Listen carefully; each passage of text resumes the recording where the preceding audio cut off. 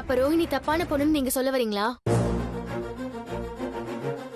அப்படி கிரிவலம் போயிருக்கியே, இல்ல சோறு தானே திங்கிற, இல்ல வேற ஏதாவது திங்கிறியா? வேணும்னு மனோஜ் போய் சொல்றான்னு தோணுதுப்பா. அப்பதானே பணக்கார பொண்ணா பார்த்து மேரேஜ் பண்ண முடியும். அப்ப நீ சப்போர்ட் பண்ற டீம் தோத்துருச்சு.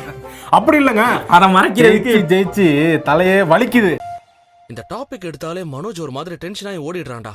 எனக்கு என்னமோ அவன் மேலதான் டவுட்டா இருக்கு. எப்பா இங்க வா, ஏற்கனவே நான் பட்ட அவஸ்தை பத்தாதா, மேற்கொண்டு நீ வேற கரண்ட் கம்பியில கோர்த்துட்டு போறாரா மாப்ள. மாமா வேணாமா. சீதா எங்க இருக்க?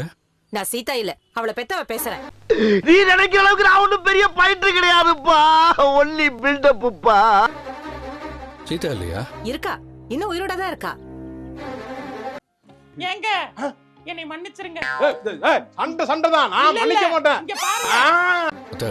சீதாட்ட கொடுங்க. அந்த மரியாதை உங்களுக்கு கொஞ்சமாவது இருந்தா இப்படி பண்ணிருப்பீங்களா மாப்ள? ஒண்ணு இல்ல, உங்க பையனை கூப்பிடுங்க, அவட்ட கொஞ்சம் கேட்க வேண்டியிருக்கு. அவன் பதிலுக்கு வண்டியா கேட்பான். சார், இது தேவை உனக்கு? இல்ல அது கேட்கல. இவ மனுஷியா இல்ல மாடா?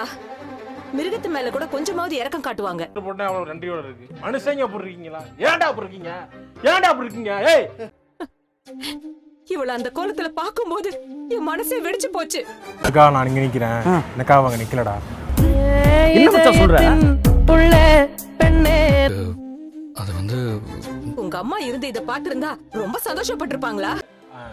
மூளை வச்சிருக்கியா இல்ல மூளை டிக்கில வச்சிருக்கியா? வச்சிருக்கேங்க. அறிவு இருக்கிற மாதிரி பேசு. வா. ஆனா எந்த சூழ்நிலையிலயும் நானும் சீதாவோட அப்பாவும் எங்க பிள்ளைங்களை அடிச்சதே கிடையாது. வெளிய போயிரு நீ, வெளிய போயிரு நீ.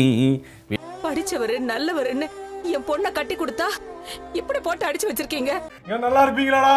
உன் குடும்பம் நாசமா போயிரும்டா. நீங்க விளங்குவீங்களாடா? நல்லா இருக்க மாட்டீங்கடா. என் பொண்ணு மீனாவுக்கும் மாப்பிளைக்கும் எவ்வளவோ சண்டை வந்திருக்கு. ஆனா ஒரு நாள் என் பொண்ணு அவர் கை நீட்டி அடிச்சதே இல்ல. சும்மா நல்லா பார்த்தாலும் பரவாயில்ல, நேத்து தோத்து போயிட்டோமா, திருப்பி பார்க்கும்போது எரிச்சலா இருக்கு எனக்கு. என்ன பண்றதுன்னே எனக்கு தெரியலையே. மாதிரி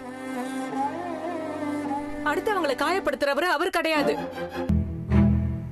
என்ன சார் மூஞ்சி ஒரு மாதிரி ஆயிடுச்சு? அதே